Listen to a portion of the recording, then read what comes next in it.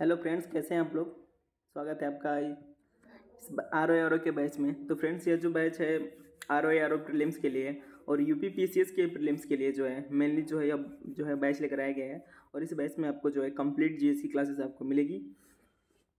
तो बिल्कुल आप धैर्य बनाकर इस क्लास से रिवीजन करते रहिए। बहुत सारे इसमें क्लास हो चुकी हैं और अभी बहुत सारी क्लास जो है अभी इसमें आने जो है बाकी हैं अभी। तो इसमें एनसीईआरटी क्लास भी चल रही है। आप मॉर्निंग में आप 7 बजे जो है डेली जो है आप 7 बजे एनसीईआरटी की क्लास जो है देख सकते हैं। तो फिलहाल में जो है एनसीईआरटी में अभी हिस्ट्री चल रहा है। तो हिस्ट्री में एक चैप्टर हो चुका है, सेकंड चैप्टर आपको डेली आपको जो है एक चैप्टर जो है एक जो क्लास है आपको मॉर्निंग में 7 बजे मिल जाएगी। ठीक है, आप उसे कभी भी देख सकते हैं, वो रिकॉर्डिंग रहेगी पर 7 बजे जो है वो लाइव होती है। ठीक है,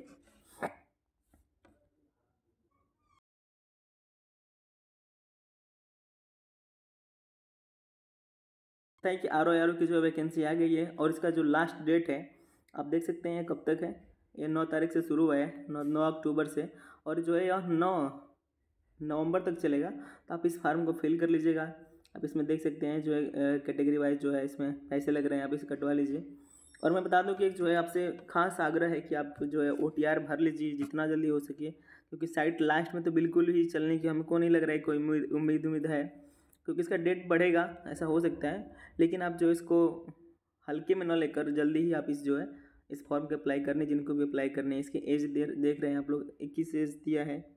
मिनिमम जो 21 साल होना चाहिए आपको, मैक्सिमम 40 दिया हुआ है। तो इस तरह आप देख सकते हैं। बाकी चीज़ अब जाकर साइट पर आप जाकर फॉर्म फिल कर लीजिएगा। ठीक है, तो हम लोग जो है जो है पाषाण काल से लेकर नवपाषाण, सिंधु घाटी सभ्यता, इसके बाद से हम लोगों ने वैदिक सभ्यता, ठीक है, फिर वैदिक सभ्यता के बाद फिर हम लोगों ने देखा कि इसमें जो है मगध जो साम्राज्य का जो उदय हुआ था उसका जो है कैसे उसका उदय हुआ वो चीज़ हम लोग देखते हुए अब हम लोग जो है उसके बाद बौद्ध धर्म पढ़े, फिर जैन धर्म पढ़े, पर अब जो है हम लोग को पढ़ना है मौर्य साम्राज्य। ठीक है, और जितने भी टॉपिक्स जो फ्रेंड्स आप लोग पढ़ रहे हैं ये सारे टॉपिक्स जो है आपके प्रीलिम्स के लिए बहुत बेनिफिशियल है। आप एक बार कहीं से पढ़े होंगे तो आप एक बार यहाँ से रिवीजन के तौर पर देख सकते हैं, या आप बिल्कुल नए हैं तो आप इसको ज़रूर देखिए।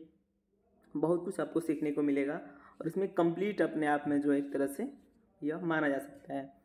तो फ्रेंड्स, हम लोग इसमें जो है अब मौर्य साम्राज्य से यहाँ पर स्टार्ट करेंगे। मौर्य साम्राज्य का जो है पता ही आपको एक चीज़ जो है कितना इंपॉर्टेंस है। तो प्रीलिम्स में जो है इससे जो भी इसे जो इसकी जो पॉलिटिकल जो इसमें जो पार्ट दिया होता है तो वहाँ यहाँ से जो ये लोग जो है क्वेश्चन उठाते हैं। ठीक है, बाकी मेंस के टॉपिक्स में आप देखेंगे तो कुछ सांस्कृतिक परिवर्तन हो गया और जो धार्मिक परिवर्तन हो गया, तो ये सी चीज़ें जो है और जो आर्थिक परिवर्तन हो गया, ये सब चीज़ें जो है पूछी जाती हैं। तो आप यहाँ से आप जो है ये ध्यान रख सकते हैं। तो फिलहाल हम लोग जो है मौर्य साम्राज्य के शुरुआत पर बात करेंगे। जैसा कि आपको मैंने पढ़ाया है और मैंने बताया है कि किसी भी इतिहास में आप कुछ भी पढ़ते हैं तो सबसे पहले इम्पोर्टेंस क्या होगा, स्रोत होगा, यानी कुछ प्रूफ होना चाहिए, कुछ सोर्सेस होने चाहिए। तो इन स्रोतों में हम लोग बात करें तो इसमें पहला स्रोत क्या है, साहित्यिक स्रोत। जानते हैं आप लोग साहित्यिक स्रोत दो प्रकार का होता है। एक जो है मतलब स्रोत दो प्रकार का होता है। पहला साहित्यिक स्रोत कहते हैं, दूसरे को पुरातात्विक स्रोत कहते हैं। तो साहित्यिक स्रोत जो है आपको पता है कि जो है वैदिक काल से ही हम लोगों को साहित्यिक स्रोत जो है भरपूर मात्रा में मिलने लगे। ठीक है, और इसे जो है इसे पढ़ा भी जा सका। तो इस तरह आप देख सकते हैं कि मौर्य साम्राज्य की जितनी भी जानकारियाँ हैं ना, तो ये जितने सारे यहाँ पर जो ग्रंथ हैं जो लिखे गए हैं यहाँ के जो है विद्वानों द्वारा, यहाँ के जो है धार्मिक जो संप्रदाय हैं उनको द्वारा, तो वो सब क्या है प्रूफ के तौर पर यानी सोर्स के तौर पर जो है मौर्य साम्राज्य की जानकारी देती है। यानी मौर्य साम्राज्य जो है कैसे फला फूला, कैसे उसका विस्तार रहा, इन सब चीज़ों के बारे में। ठीक है, तो साहित्यिक स्रोत की बात करें हम लोग तो साहित्यिक स्रोत कौन कौन से हैं। तो साहित्यिक स्रोत में आप जो है जैसे कि विशाखा दत्त की मुद्रा राक्षस है, बौद्ध ग्रंथ जो मैंने आपको बताया है, बौद्ध ग्रंथ जो है दीपवंश है, महावंश है, दिव्यावदान है, जातक कथा है। इन सब से जो है साहित्यिक स्रोत जो है यहाँ से ये सब माने जाते हैं। ठीक है, और यहाँ से क्या मिलता है हम लोगों को मौर्य साम्राज्य के बारे में जानकारियाँ मिलती है। और जैन ग्रंथ जो कल्पसूत्र है, एक कल्पसूत्र है जो एक जैन ग्रंथ है, यहाँ से भी जो है मौर्य साम्राज्य की जानकारियाँ प्राप्त होती हैं, यानी सोर्स हम लोगों को प्राप्त होता है। और जो विष्णु पुराण है, जो है विष्णु पुराण है, हरिवंश पुराण है, यहाँ से भी हम लोग को जो है सोर्सेस प्राप्त हुए हैं। ठीक है, और आपको पता है कि मेनली जो है मौर्य साम्राज्य में जो है कौटिल्य का जो अर्थशास्त्र है बहुत इंपॉर्टेंट माना जाता है, और यहीं से जो है मैक्सिमम जो चीज़ें आपको देखने को मिलेंगी। ठीक है,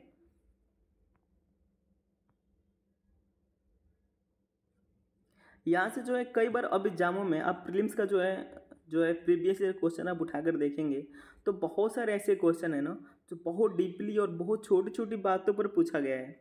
तो इन सबको ध्यान में रखकर जो है हम लोग को इसको जो है बहुत डिटेल में पढ़ना है। तो हम लोग यहाँ पर देखेंगे कौटिल्य की जो जो है अर्थशास्त्र है, इसकी पूरी जो है इसका निचोड़ क्या है। ठीक है ना, इसमें से क्या क्या बातें निकल कर आई हैं हमारे एग्जाम के लिए। तो सबसे पहली बात आप याद रखिएगा कि इसका जो प्रकाशन है ना, इसका जो प्रकाशन है 1909 में श्याम शास्त्री द्वारा किया गया था। ठीक है, इसके जो मूल लेखक हैं वो कौन है, तो चाणक्य हैं, जिसको आप लोग जानते हैं, जिन्हें आप लोग कौटिल्य के नाम से जानते हैं, विष्णुगुप्त भी इन्हें कहा जाता है। ठीक है, तो जो है इन सब नामों से जो है जाना जाता है। इस पुस्तक में किसी भी मौर्य शासक का उल्लेख नहीं किया गया है। ठीक है, आप यहाँ से इस बात को नोट करेंगे क्योंकि एग्जाम में ऐसे ही क्वेश्चन आपको पूछेंगे और आपको लगेगा कि ये सब दिया हुआ है। ठीक है, तो वहाँ पर तुक्का नहीं मारना है आपको। ये सब बढ़ कर जाएंगे ना तो आपको प्रीवियस ईयर क्वेश्चन दिया हुआ है, RO का हो या यूपी PCS प्रीलिम्स का हो, या आप जो है यूपी के कोई भी एग्जाम दे रहे हो तो आपको बहुत ईजी लगने लगेगा। आप एक बार पढ़िए। इसकी जो विषय वस्तु है ना वो क्या है, तो राजनीतिक विज्ञान है। इसका जो विषय वस्तु है, जो मेन जो फोकस है ना वो जो है अर्थशास्त्र नहीं है। इसका जो मेन फोकस क्या है, राजनीतिक विज्ञान है। ठीक है ना, बाकी इसमें मैं बता दूं कि इसमें जो है इसमें राजनीतिक भी शामिल है, अर्थशास्त्र भी शामिल है, सांस्कृतिक भी जो है शामिल है, कुछ आपको कला और संस्कृति की भी कुछ जानकारियाँ मिलेंगी, कुछ धार्मिक भी मिलेंगे, और इसमें कुछ प्रथाओं की भी जानकारियाँ दी हुई हैं। क्योंकि आप एक बात समझ सकते हैं कि कोई भी व्यक्ति अगर एक अपना जीवन परिचय ही लिखता है और अपने जीवन की जुड़ी बातें ही लिखता है तो वो कहीं ना कहीं जो है वो क्या करता है कि अपने आसपास की जो सारी जो वस्तुएं होती हैं और जो व्यवस्थाएं होती हैं उनको भी इसमें शामिल वो जो है न चाहते हुए भी कर देता है। तो ऐसी भी जो है बात हम लोग उस कौटिल्य के अर्थशास्त्र से भी देखने को मिलती है। ठीक है, इसमें जो है राजा के सप्तांग, ठीक है, सप्तांग सिद्धांत तथा दास व्यवस्था एवं विभागों का उल्लेख है। ठीक है, विभाग आप समझ रहे होंगे, जैसे कि आज हम लोग का कृषि विभाग है। ठीक है ना, उस तरह उसमें उस समय भी क्या होते थे, बहुत सारे विभाग थे। ठीक है ना, तो वहाँ यहाँ पर क्या मिलता है हम लोग को देखने का जो है, तो दास व्यवस्था और विभागों का उल्लेख जो है इसमें जो है अर्थशास्त्र में देखने को मिलता है। तो ये रही जो अर्थशास्त्र से जुड़ी बातें कौटिल्य के अर्थशास्त्र से। तो ये चीज़ें जो है पॉइंट से जो है इसको नोट भी कर सकते हैं और अब इसे जरूर लर्न करेंगे। ठीक है, आगे देखते हैं हम लोग मेगास्थनीज की इंडिका जो है क्या बताती है और इसी किताब से जो है क्या महत्व है। यह जो पुस्तक है ना मूलतः उपलब्ध नहीं है, यानी ये आज जो है आप इसे ढूंढेंगे तो यह मूल रूप में उपलब्ध जो है नहीं है। ठीक है, इसके जो विवरण है यानी जो मेगास्थनीज के जो विवरण है, जो इंडिका का जो विवरण है वह जो है प्लूटार्क और जस्टिन के वृत्तांत से प्राप्त होता है। अब प्लूटार्क और जस्टिन कौन है, ये जो भाई यात्री हैं जो उस समय आए रहे होंगे मौर्य साम्राज्य में, यानी मौर्य साम्राज्य के ये लोग क्या हैं, तो ये लोग जो है यात्रीगण हैं जो यहाँ पर आए होंगे और उन्होंने जो है अपनी यात्रा में जो है यात्रा वृत्तांत उनको कहा जाता है, जो अपने लेखक जो है लेखिका में और अपनी पुस्तिका में लिखे हुए हैं। तो उनकी यात्रा वृत्तांत से जो है हम लोगों को जानकारी प्राप्त होती है। ठीक है, इसका जो है विषय वस्तु क्या है, तो मुख्यतः नगर प्रशासन एवं सामाजिक व्यवस्था है। अब मेगास्थनीज की जो है अगर आपसे कोई पूछे एग्जाम में, अगर पूछ मतलब ऐसा क्वेश्चन आ जाए कि मेगास्थनीज की जो इंडिका है, ठीक है, इसकी विषय वस्तु क्या है, तो इसकी विषय वस्तु आप याद रखेंगे कि इसका जो है नगर प्रशासन है, नगर है, प्रशासन है और सामाजिक व्यवस्था है। ठीक है ना, इसमें दास प्रथा का उल्लेख नहीं है। इसमें जो है मेगास्थनीज की जो इंडिका है ना, इसमें हम लोगों को दास प्रथा का जो है उल्लेख नहीं प्राप्त होता है। हालांकि हम लोगों ने यहाँ पर पढ़ा,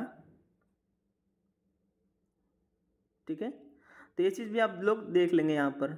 जैसे कि अर्थशास्त्र में हम लोगों ने क्या पढ़ा कि यहाँ पर जो है दास व्यवस्था की जानकारी प्राप्त होती है और जो है कौटिल्य के अर्थशास्त्र से, लेकिन मेगास्थनीज की इंडिका से जो हम लोगों को दास की कोई जानकारी नहीं प्राप्त होती है। इसमें नगर प्रशासन का उल्लेख विस्तार से किया गया है क्योंकि इसका विषय वस्तु ही नगर एवं प्रशासन है, इसीलिए भाई इसको ये टॉपिक जो है मेन जो है विस्तार में तो रहेगी ही। इसके अनुसार भारत के लोगों को लेखन का ज्ञान नहीं था, ठीक है। मेगास्थनीज की इंडिका के अनुसार जो है ना, भारतीयों को जो है उस समय क्या था कि लिखने का जो है ज्ञान नहीं था, ठीक है, तथा समाज में शक्ति प्रथम प्रचलन में नहीं थी, ठीक है। अब हम लोग देखेंगे जो है ये सब जो भी बातें रही हैं, मेगास्थनीज की इंडिका हो गई, इकोनॉमिक्स जो है जो कौटिल्य का जो अर्थशास्त्र है, ठीक है, और जो हम लोगों ने क्या देखा कि जो भी जो है बौद्ध ग्रंथ जैसे कि हम लोगों ने देखे हैं, जैन ग्रंथ देखे हैं, और जो विष्णु पुराण है, तो ये सब क्या है, पुरातात्विक स्रोत हैं जो एग्जाम में आपको जो है सीधे सीधे आपको इससे क्वेश्चन मिलेंगे, क्योंकि ये बहुत टिपिकल क्वेश्चन माने जाते हैं। तो इसको आपको जो है ध्यान से पढ़ने की ज़रूरत है, 1 से 2 बार आपको स्ट्रगल करना पड़ेगा इसके लिए, ठीक है। तो अब हम लोग क्या देखेंगे, पुरातात्विक स्रोत। साहित्यिक स्रोत हो चुका है, हम लोग क्या देखेंगे अब पुरातात्विक स्रोत। तो पहला चीज़ क्या है ना, पुरातात्विक स्रोत में को पता है एक अभिलेख होते हैं, सिक्के होते हैं, इस तरह के बहुत सारी चीज़ें होती हैं। तो पहला चीज़ हम क्या देखेंगे, हम लोग अभिलेख देखते हैं, ठीक है। ये जो है अशोक के अभिलेख हैं, और अभिलेख में आप देख सकते हैं आप लोग, ये जो है क्या है कि एक अभिलेख अब क्या होता है आपको पता होना चाहिए कि अभिलेख जो होता है, एक मान लीजिए एक जैसे आज हम लोग के पीएम हैं या कोई जिला पंचायत के जो लोग होते हैं, जो विधायक लोग होते हैं, जैसे कि वो लोग अपना आप देख रहे होंगे कि जैसे कि मान लीजिए एक पुल निर्माण होता है, तो पुल के साइड में ही आप देख रहे होंगे कि जो है एक जो है शीशे का जो है इसमें बनाकर जो है उसमें रखा हुआ है, और उस पर नाम लिखा हुआ है, ठीक है ना, उसको उकेर कर लिखा हुआ है पत्थर पर। वो बाहर से कोई स्केच से या किसी कलम से नहीं लिखा हुआ है, वो पत्थर को ही काट कर थोड़ा थोड़ा उसमें लिखा गया है, जो जल्दी मिटेगा नहीं। उसी तरह जो है पहले भी जो है जो राजा महाराजा होते थे, वो लोग क्या करते थे कि एक जो है बहुत कठोर पत्थर पर जो है अपनी कुछ बातें होते हैं और कुछ जो शर्तें हैं, कुछ नियम कानून है, उनको क्या करते हैं उसमें लिख कर जो है जनता के बीच में या कहीं जो उसको रख देते हैं, जिससे जो है लोग जो उसको अपना जो है नियम कानून मान कर जो है पालन करते हैं, और एक तरह से शासन व्यवस्था चलता है। उसी तरह जो है अशोक के अभिलेख भी हैं, तो जो एग्जाम में अक्सर पूछे जाते हैं। तो ये जो है अशोक के अभिलेख हैं, आप एक तरह से इसका मॉडल देख सकते हैं, और ये जो है रियल अभिलेख है जो इसमें लिखावट है, ठीक है।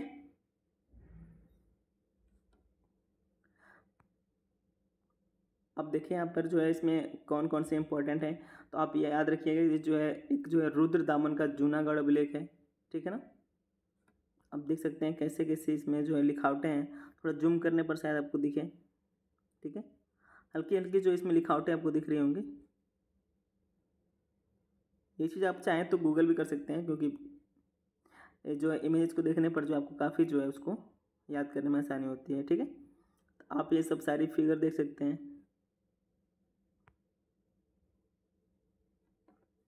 हम पुरातात्विक स्रोत में जो है नेक्स्ट देखें तो एक महास्थान ताम्र पात्र है, ठीक है ना। अब इसी में क्या किया जाए, पुरातात्विक स्रोत में जो है मूर्तिकला है, तो मूर्तिकला में जो है एक परखम एवं दीदारगंज की मूर्तियां हैं। आप यहाँ से मूर्तियां देख सकते हैं, यक्ष एवं यक्षिणी की जो है काफ़ी ज़्यादा यहाँ से प्रसिद्ध मूर्तियाँ रही हैं, ठीक है। ये जो है यक्षिणी है और ये जो है यक्ष है, ठीक है। तो फ्रेंड यहाँ पर यक्ष और यक्षिणी की जो है यहाँ से मूर्तियाँ आपको जो है हम लोग को मिलती हैं, लेकिन देखिए ये जो है यक्षिणी नहीं है, ठीक है, सॉरी ये यक्ष नहीं है, दोनों ही क्या कौन है, तो ये यक्षिणी है, ठीक है ना। ये इनके आगे का पोर्शन है और ये पीछे का, आप ये देख सकते हैं। स्थापक जो है स्थापत्य कला में बात करें तो स्थापत्य कला में जो सबसे इम्पोर्टेंट क्या रहा है, तो जो अशोक के जो है स्तंभ रहे हैं, जिसे हम लोग अशोक स्तंभ कहते हैं, तो ये जो है बहुत इंपॉर्टेंट रहा है जो है मौर्य साम्राज्य की कुछ बातों को जो है डिस्क्राइब करने में, ठीक है। तो ये देखेंगे हम लोग जो है ये अशोक का स्तंभ है। अब इसके स्तंभ में क्या इंपॉर्टेंस है, तो आप यहाँ से देख सकते हैं एक जो है उल्टा कमल बना हुआ है, उस पर जो है एक शेर रखा हुआ है, और देखिए इसी पर जो है कुछ लेख भी लिखे हुए हैं, ठीक है, कुछ बातें भी इसमें लिखी गई है जो जनता के लिए होती थी। अब एक और हम लोग देखें पुरातात्विक स्रोत में, तो चंद्रगुप्त मौर्य का कुम्हार से प्राप्त राजप्रसाद, ये भी इंपॉर्टेंट है, यहाँ से भी क्वेश्चन पूछेगा।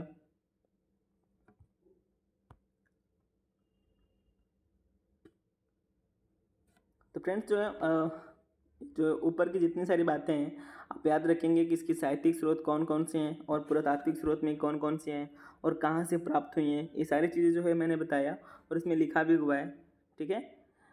तो इसे आप याद रखेंगे, देखेंगे, पढ़ेंगे तो आपको समझ में आ जाएगी। अब हम लोग चलते हैं जो है मेनली जो टॉपिक्स है हम लोगों का, मौर्य वंश की स्थापना। आखिर जो है मौर्यों की जो है स्थापना कैसे हुई,